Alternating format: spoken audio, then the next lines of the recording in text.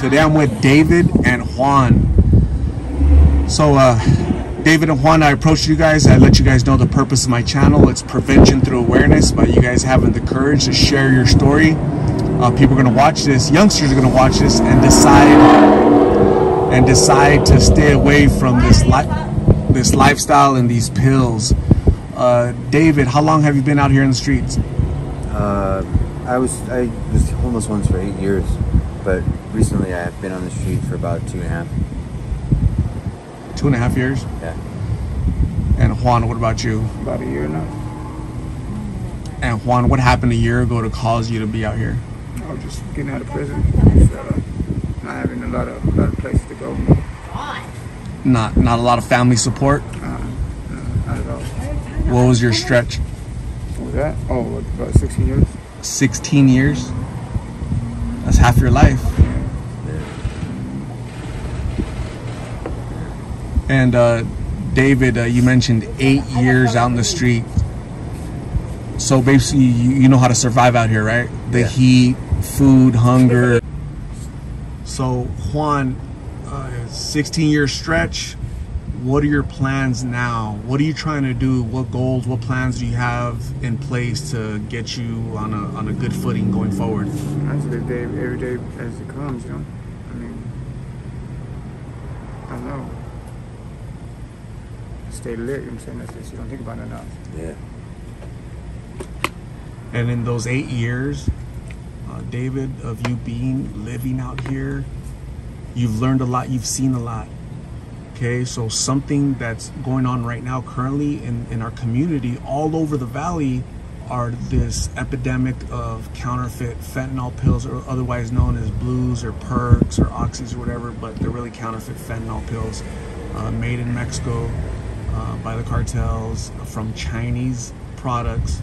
And unfortunately, they're being sold out here. And a lot of young people are partaking in this. So the youngest I've seen is 13 years old. What have you seen in your time out here in the streets? Any transformation on the street as far as the blues?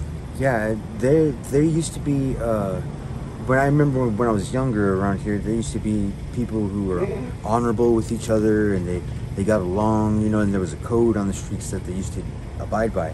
But nowadays, because of the opioid epidemic and because of blues, people have become 100% scandalous.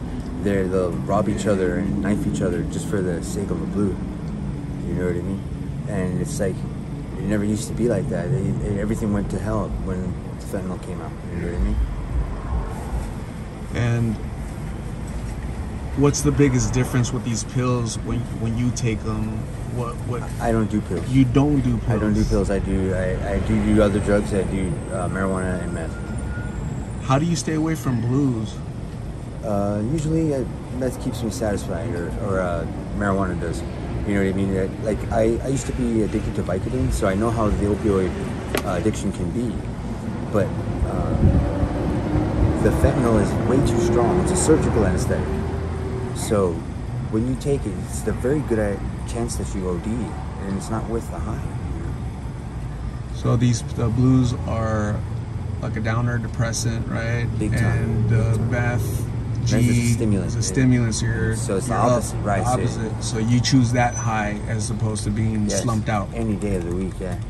Interesting. I've known people that do both. Whichever ones comes first was cheaper. Like the majority of my friends actually now do both. They all smoke blues and they do dope, but it's they're really good at it and not ODing at least, and so that's what keeps them afloat. And like it's just it tears away at your mind and your morals, you know. You feel like you're dying, so you'll do anything in order to scrape around and get it. You know what I mean? How long have you been doing G? I've been doing G for a very long time, actually, since I was pretty young. Wow. About 14, and I'm 35 now. It's half your life. So it's been around 15, 16 years, on and off. So David, I've seen people that have been using these pills for like a year, 2 years, 3 years, and they're not as coherent as you. They're not as level-headed as you. No, they're not. So these pills are just more damaging, is what it looks like to me. Right? It does, and it's like it's the worst. See, like I don't believe punishing it worse would even solve it at all. It would literally ruin things. Like the help that they need is just too advanced. They require assistance to be able to even get off the damn blues. You know what I mean? To even stop it for a day or two. You know what I mean? They need like rehab. You know, that type of thing. Yeah. And Juan, what are you seeing this past year? What are you noticing out here? I don't really notice too much. I mean, I don't pay attention to it. A what? I don't pay attention to nothing. You don't pay attention? And what do you partake in, the G or the blues? Both. What's the biggest difference for you since you consume both? Just the chemical. Just the chemical shit. What about the price? Is the price the same? No. Which one's more expensive? They're both kind of cheap. They're both cheap? Yeah. Nowadays, anyway.